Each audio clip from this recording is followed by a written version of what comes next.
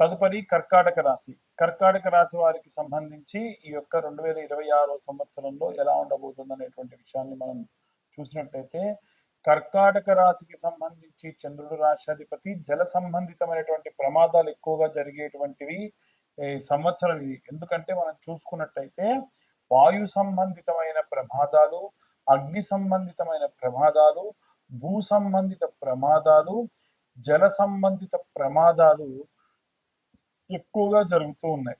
కాబట్టి ఈ సంవత్సరంలో ఎక్కువ శాతం జల సంబంధితమైనటువంటి ప్రమాదాలు జరుగుతాయి. వాయు సంబంధితమైన ప్రమాదాల నుంచి ప్రారంభమైంది.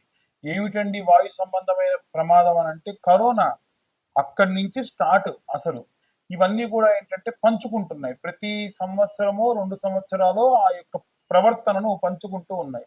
అందులో భాగంగా చంద్రుడు జలనిధి దేవతకు అధిపతి. చంద్రుడికి అధిదేవత జలనిధి దేవత. కాబట్టి ఖచ్చితంగా వీరు కూడా జల సంబంధమైనటువంటి వాటి దగ్గరికి వెళ్ళినప్పుడు చాలా జాగ్రత్తగా ఉండండి. వీరి మనస్సుని బాధ పెట్టే వాళ్ళు ఈ సంవత్సరంలో ఎక్కువగా ఉంటారు. ఎన్నడూ లేనంత ఖేదాన్ని అంటే బాధను ఈ సంవత్సరం వీళ్ళు అనుభవిస్తారు. మెడిటేషన్ లాంటివి చేయడము, ఏదైనా మంత్ర పఠనం చేయడము, శివారాధన చేయడం వలన విశేషంగా స్వస్థత చేకూరుతుంది. మీకు ఒక మంచి మెంటర్ అంటే మంచి సలహా ఇచ్చేటువంటి వ్యక్తి, ఒక గురుతుల్య స్థానంలో ఉన్న వ్యక్తిలాగా మీరు శివుణ్ణి ఆరాధించడం అలవాటు చేసుకుంటే ఎన్నో రకాలైనటువంటి బాధలు తొలగిపోతాయి. ఓవరాల్ గా చూసుకుంటే ఈ యొక్క కర్కాటక రాశి వారి విషయంలో ముఖ్యంగా గురువు కూడా చూస్తే సంవత్సరం ఆఖరి వరకు మారట్లా. శుక్రుడు మాత్రం క్లాక్ వైజ్ డైరెక్షన్ లో ఆయన ఎక్కడెక్కడైతే గ్రహాలతో కలిసి తిరగాలో అక్కడ చాలా నెమ్మదిగా నెమ్మదిగా సంచారం చేస్తూ సంవత్సరం ఆఖరి వరకు మళ్ళీ తులలోకి వచ్చేస్తున్నాడు. సంవత్సరం ప్రారంభంలో ఈ యొక్క ధనుస్సులో ప్రారంభమైపోయి, కాబట్టి వైవాహిక జీవిత సంబంధమైనటువంటి విషయాల్లో ప్రతి 3 నెలలకు ఒకసారి వీరి యొక్క గ్రహ సంచారాల్లో భాగంగా మారుతూ ఉంటుంది. ముఖ్యంగా చూసుకున్నట్టయితే ప్రథమార్థం ద్వితీయార్థం చూసుకుంటే ప్రథమార్థంలో రెండవసారి వచ్చే 3 నెలలు అంటే 6 నెలల భాగంగా చేస్తే రెండవసారి మొదటి 3 నెలలు అంత బాగా ఉండదు, రెండవసారి వచ్చే 3 నెలలు చాలా అద్భుతంగా ఉంటుంది. అలాగే ద్వితీయార్థంలో కూడా సేమ్ అలాగే ఆఖరి 3 నెలలు చాలా చాలా అద్భుతంగా ఉంటాయి. ఇవన్నీ కూడా గోచార రీత్యా చెప్పే విషయంలో మాత్రమే. డీటెయిల్ గా జాతకం కావాలనుకున్న వాళ్ళు మీ పేరు, మీ date of birth, time, place కింద ఉన్న నెంబర్కి వాట్సాప్ చేయండి. డీటెయిల్డ్ గా జాతకం అంతా కూడా 60-70 పేజీల్లో 16 భావచక్రములతో అష్టక వర్గ నవాంశ దశ వైవాహిక జీవితము, వృత్తి, వ్యాపారం వీటన్నిటి గురించి కూడా చెప్పడం జరుగుతుంది. ఇంతే కాకుండా జాతకానికి సంబంధించి మీతో డీటెయిల్డ్ గా 15-20 నిమిషాలు మాట్లాడము, దానికి సంబంధించిన రికార్డింగ్స్ కూడా మీరు కావాలంటే చేసి పెట్టుకోవచ్చు. ఇక ఈ జాతకానికి కాను 2025 రూపాయలు ఛార్జ్ చేయడం జరుగుతుంది. ఓవరాల్ గా అన్ని గ్రహాలకు సంబంధించి అన్ని రాష్ట్రాల వారికి సంబంధించి మంత్రం చదవాలి, రెమెడీస్ తీసుకోవాలనేటువంటి విషయాన్ని ఇప్పుడు మనం తెలుసుకుందాం. ఇప్పటి వరకు మనము ఈ రాశి వారికి సంబంధించి గోచార రీత్యా 2026 సంవత్సరం ఎలా ఉంటుంది అనేటువంటి విషయాన్ని చెప్పుకున్నాం. ఇప్పుడు ఇంకా విశేషంగా ఈ సంవత్సరం జరిగేటువంటి కొన్ని సంఘటనల గురించి తెలుసుకుందాం. ఏమిటంటే పంచభూతాలను మనం ఎంత కాపాడితే అవి మనల్ని అంత కాపాడతాయి. మనం ఇవాళ రేపు ఏం చేస్తున్నాం అంటే భూమిని కలుషితం చేస్తున్నాం. రివర్స్ బోరింగ్ సిస్టమ్ తోని కలుషితమైనటువంటి కెమికల్ వాటర్ అంతా కూడా ఎక్కడో దూరంగా ఊరికి అవతల పడేసేది, ఊరంతా పెరిగిపోతుందని భూమిలో మళ్ళీ వేస్తున్నాం. దానివల్ల కింద అండర్ గ్రౌండ్ లో ఉన్నటువంటి నీరంతా కలుషితం అయిపోతుంది. ఇలాంటి వాటిని ఎట్టి పరిస్థితుల్లో అరికట్టాలి. రెండవది, వచ్చేటువంటి నీటిని మనం ఇంకుడు గుంతలతోని సేవ్ చేసుకోవాలి. మనం చేసుకోవట్లా. ఇవాళ రేపు ఏమైపోయిందనంటే మనం హోటల్స్కి వెళ్ళిపోయినాము, ఏదన్నా ఒకటి తింటున్నారు, బాగా అబ్జర్వ్ చేస్తూ ఉంటా. ఇంత ఏదో సాస్ వేసుకొని వాళ్ళు తిన్నారు అని అంటే మళ్ళీ ప్లేట్ తీసేయాలి, ఇంకో ప్లేట్ తేవాలి. నువ్వు తిన్న ప్లేటేగా, తుడుచుకో. కాకపోతే దాంట్లో మళ్ళీ నువ్వు తినేదానికి నీకు నచ్చదు. దానికోసం ఏం చేయాలి, వాడి నీళ్ళు వేస్ట్ చేయాలి. అదే నీళ్లు నువ్వు సృష్టించు.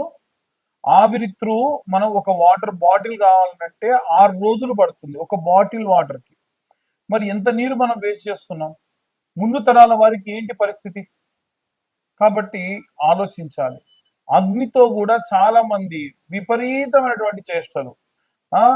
బండి మీద పోతూ పోతూ స్టాండ్ కిందికి వేస్తే నిప్పు రవ్వలు వస్తాయంట. దానికోసం వాళ్ళు విపరీతమైనటువంటి డ్రైవింగ్, ఈ పెట్రోల్ పోసి బర్త్డే రోజుల్లో స్నోలు కొట్టుడు, ఆ ఫైర్ దాని మీద. ఎటు పోతున్నాం మనం?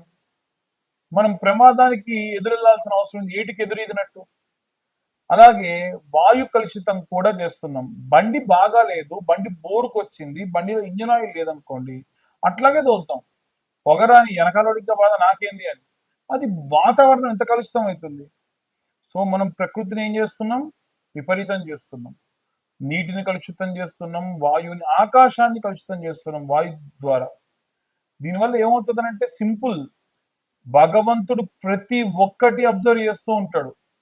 మనం చేసేటువంటి కలుషితమైనటువంటి కార్యక్రమాల వల్లే సంవత్సరం మొత్తం చూడండి ఎన్ని ప్రమాదాలు జరిగినాయో. గాల్లో వెళ్ళేటువంటి ఏరోప్లేన్స్ ప్రమాదం జరిగింది పోయిన సంవత్సరం. జల సంబంధితమైన ప్రమాదాలు జరిగినాయి, విపరీతమైన వర్షాలు వచ్చి. మనం ప్రకృతిని కాపాడితే ప్రకృతి మనల్ని ఎందుకు కాపాడదండి? రోడ్డు ప్రమాదాలు జరిగినాయి, అగ్ని ప్రమాదాలు జరిగినాయి. నీటిలో ప్రయాణం చేస్తూ ఉండగా ఒక బ్యాచ్ కొట్టుకుపోయింది. సో దయచేసి ప్రకృతిని కాపాడదాం. మనం చేసేటువంటి పెద్ద రెమెడీ ఏంటంటే, మనం నిత్యం మన చుట్టూ అబ్జర్వ్ చేస్తూ మనం ప్రకృతిలో ఏం వేస్ట్ అవుతున్నాయి, ఏం వేస్ట్ అవ్వట్లేదు, వాటిని మనం కాపాడే దిశగా వెళ్తే భగవంతుడు మనల్ని కాపాడుతాడు. మనం చేసే ప్రతి పని భగవంతుడు రికార్డ్ చేస్తూ ఉంటాడు. మనకి ఏదన్నా ఇవ్వాలి అంటే మన రికార్డ్ ఓపెన్ చేస్తాడు. ఆహా, వీలైనంత వరకు వీడు ధర్మాన్ని పాటించాడ్రా అని. మనకు చేసేటువంటి కార్యక్రమాల్లో 10 ఇవ్వాల్సి ఉంటే 100 ఇస్తాడు, అది మంచైనా చెడైనా. కాబట్టి జాగ్రత్తగా ప్లాన్ చేసుకోండి. ఇక ముఖ్యంగా ఈ సంవత్సరం మనం ఏ ఏ దేవుళ్ళని పూజించాలి అనంటే, మేధా దక్షిణామూర్తిని విద్యార్థులందరూ కూడా సేవించండి, పూజించండి. విశేషమైనటువంటి విద్యాబుద్ధులు వస్తాయి. అలాగే దక్షిణామూర్తికి నిత్యము స్తోత్రం ఉదయం సాయంత్రం విన్నంత మాత్రం చేత ఉద్యోగం లాని వారికి ఉద్యోగాలు వస్తాయి. ప్రభుత్వ ఉద్యోగాలే రావాలని పట్టు కూర్చోకండి. చాలా మంది జాతకాలకు వచ్చినప్పుడు కూర్చుంటే నాకు చాలా బాధేస్తుంది. 35-40 సంవత్సరాల వయసు వచ్చిందండి, గ్రూప్స్ కోసం ప్రిపేర్ అవుతున్న వాళ్ళు. ప్రిపేర్ అవ్వాలి, తప్పులేదు. కానీ నీ కుటుంబానికి నువ్వు వివాహం చేసుకోవాలి అనంటే అర్హత కోల్పోతున్నారు కదా పాపం. ఇదే కాదు, ఇంకా చాలా మంది ఉన్నారు.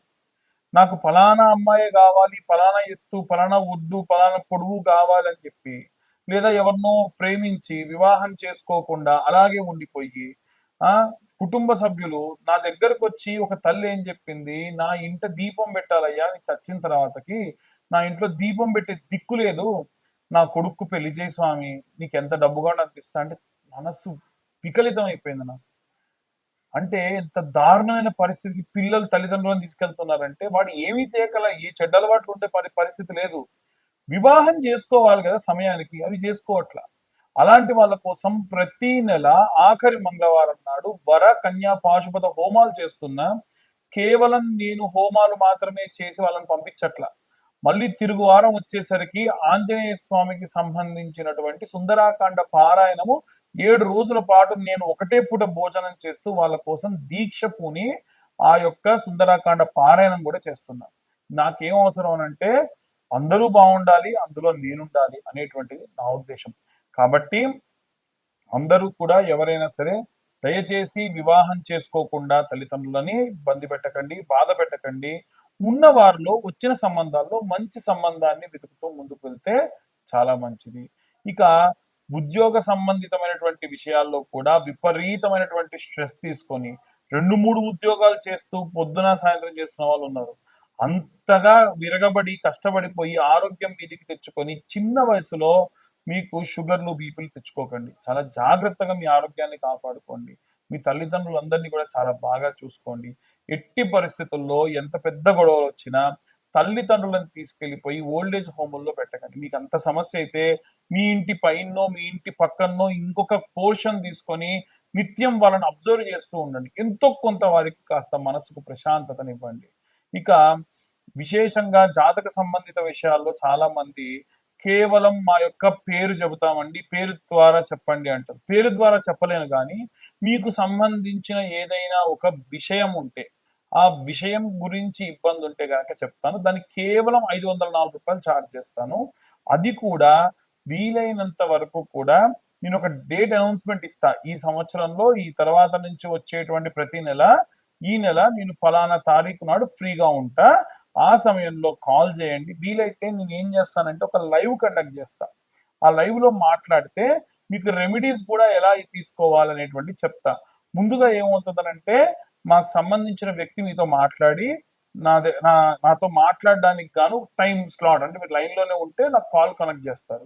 ఈ విధంగా చేసుకోండి. ఎట్టి పరిస్థితుల్లో ఎవరు కూడా తొందరపడి గుడ్డిగా ఎవరిని పడితే వారిని నమ్మి డబ్బుని అలాగే ఎంతో ఐశ్వర్యాన్ని కోల్పోకుండా ఉండండి. చండీ పరాదేవతకు సంబంధించిన హోమములు గాని, ఇష్టకామ్య సిద్ధ్యర్థం మహాగణపతికి సంబంధించిన సంకటహర చవితి నాడు జరిగేటువంటి హోమములు కానీ, ఏవైనా సరే వర కన్యా పాశుపత హోమములలో పాల్గొని విశేషంగా మీరు ఆ యొక్క స్వామివారి యొక్క అమ్మవారి యొక్క సంపూర్ణ కృపకు పాత్రలు కానివ్వండి. సర్వే జనా సుఖినో భవంతు. స్వస్తి.